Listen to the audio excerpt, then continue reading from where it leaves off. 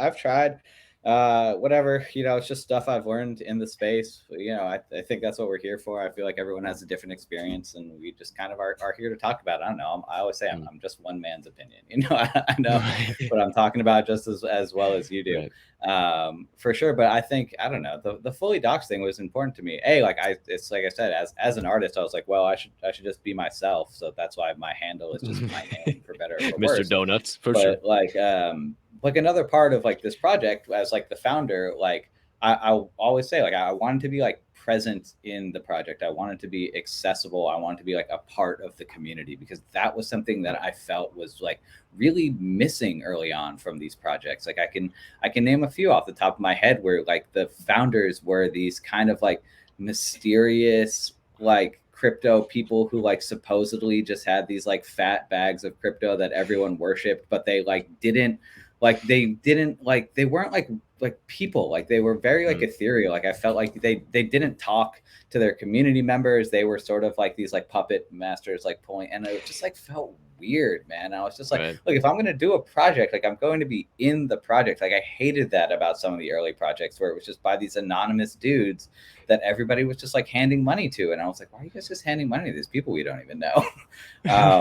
So I don't know, that was important to me. But yeah, I mean, the face-to-face stuff is great, man. Like we had that, ETH.r Brews event a couple weeks ago in the city, and I met some of the crew, and we're going to do one in New York now that I got that vote back out. We're going to try to lock down a place this week, and hopefully we can meet some more people IRL face-to-face, man. It's it's a different experience than being in these Twitter spaces. It is, man, and it's been so nice. Like I can't wait to tell everybody else who I got scheduled this week. Like I've been, I like to be kind of secretive on that and roll it out day by day. But it's just been so cool. People that like you that I've literally known because of one random space that I decided to come in 6 months ago, and now I would consider you one of my best friends in the space, even though you're a boss of sorts, but I don't even look at it like that. Like you're my man, and I'm here to help you out, and I take care of everything that needs to be taken care of, and it's just because I love you, I appreciate you, I love the Brews, and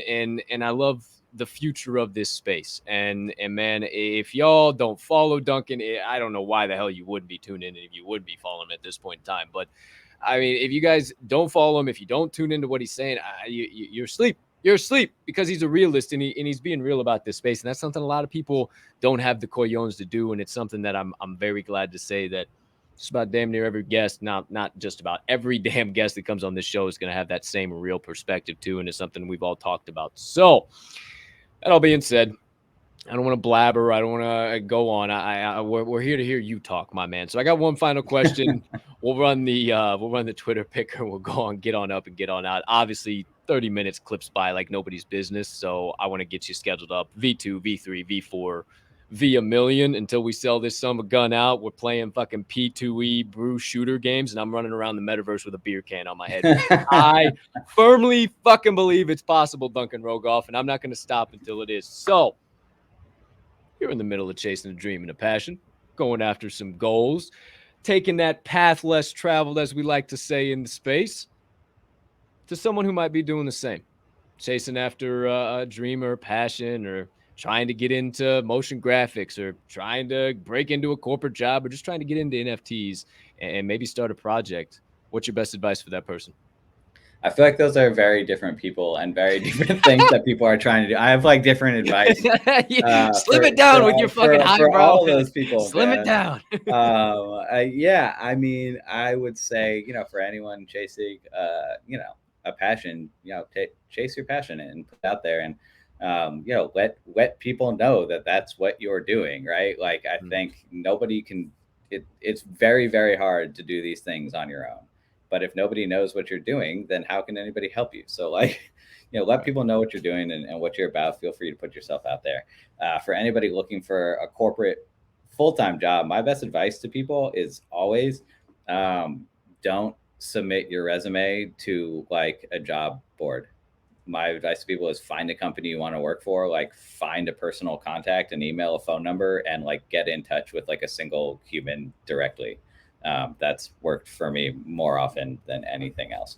So that's my advice there. And for anyone wanting to do something in Web3, NFTs, it's similar advice, right? I think there's opportunity for everyone. I think, um, you know, you run the risk of that like imposter syndrome. Like, I don't really know what I'm doing. What am I doing here? Like, I shouldn't start this thing because I have no idea what's happening. And like, the truth of the matter is like, nobody knows what they're doing, right? Like the space is like so new. Like we all have ideas and we're like, we're trying things and there's like some, like some sense of what we're building in the direction that we go, but it's, you're constantly playing chess, checkers, and some backgammon at the same time or whatever.